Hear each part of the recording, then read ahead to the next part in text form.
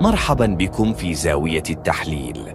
هنا نقرأ الخبر ونحلل ما وراءه.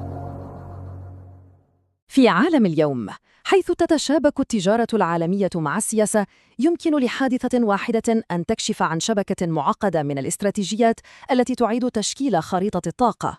اليوم سنحلل أبعاد حادثة ناقلة النفط الروسية شاريوتيد، وكيف تعكس تحدياً أوسع لنظام العقوبات الدولية. القصة بدأت قبالة السواحل الإسبانية.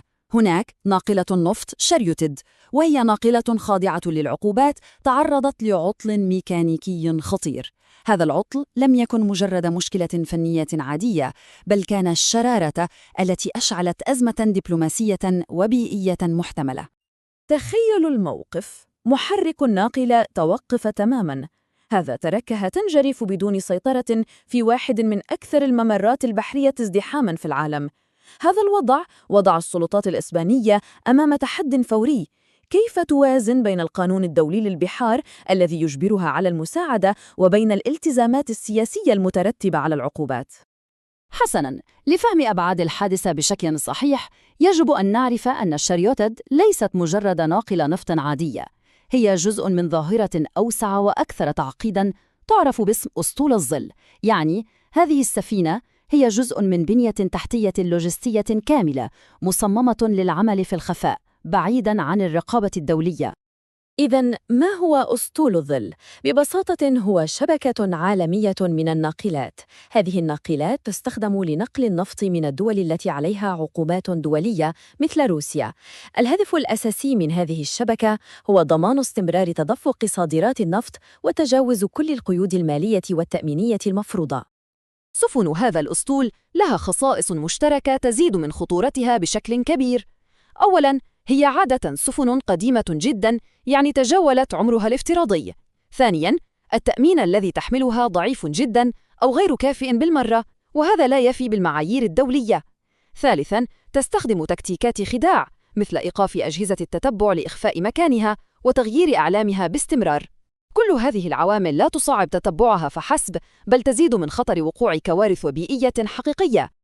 أمام هذا الوضع المعقد، وجدت الحكومة الإسبانية نفسها في موقف صعب جداً، يتطلب منها قراراً حاسماً يوازن بين اعتبارات كثيرة ومتضاربة.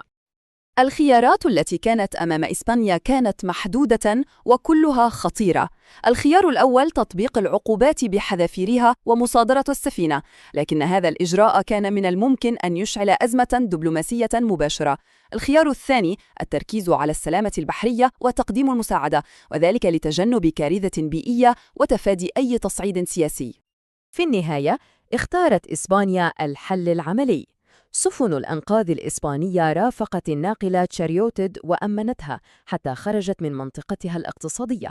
بعدها تم تسليمها إلى السلطات المغربية. أعلنت إسبانيا رسمياً أن دافعها الأساسي كان ضمان السلامة البحرية في المنطقة وتجنب التصعيد.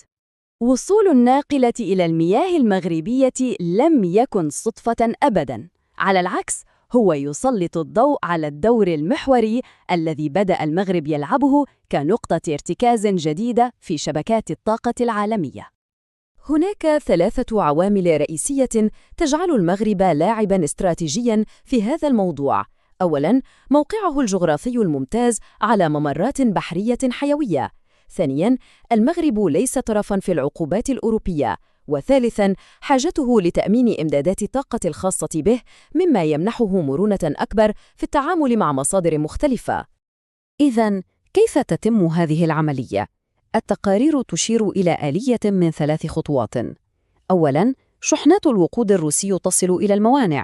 ثانياً، هناك يتم خلط هذه الشحنات مع إمدادات من مصادر أخرى غير خاضعة للعقوبات. وأخيراً، المنتج المخلوط يعاد تصديره كوقود مجهول المصدر، وبهذه الطريقة يمكنه دخول الأسواق العالمية التي تحظر المنتجات الروسية. بالتالي، فإن حادثة شاريوتيد هي أكبر بكثير من مجرد عطل فني لناقلة نفط. هي في الواقع نموذج مصغر لديناميكيات القوة والطاقة والاقتصاد في نظامنا العالمي اليوم. هذا الوضع يكشف لنا كيف تجد الدول نفسها مجبرة على إجراء حسابات معقدة جداً. من جهة لديها التزامات دولية مثل ضمان السلامة البحرية، ومن جهة ثانية لديها مصالحها الاقتصادية الوطنية. وفوق كل هذا هناك الضغوط السياسية للحفاظ على التحالفات وتطبيق العقوبات. إنه توازن دقيق جدا بين المبادئ والواقع. وكما تلخص المصادر، القضية ليست مجرد حادث بحري عابر، هي تجسيد حي لتداخل ضرورات أمن الطاقة مع المصالح السياسية والواقع الاقتصادي، وهذه هي العوامل التي ترسم ملامح الصراعات والتحالفات في عالمنا اليوم. الاستنتاج الأساسي من هذه الحادثة هو أن العقوبات الدولية رغم كونها أداة ضغط قوية، إلا أن فعاليتها يمكن أن تصطدم بواقع الشبكات اللوجستية والتجارية العالمية. هذه الشبكات أثبتت قدرة هائلة على التكيف وإيجاب طرق بديلة.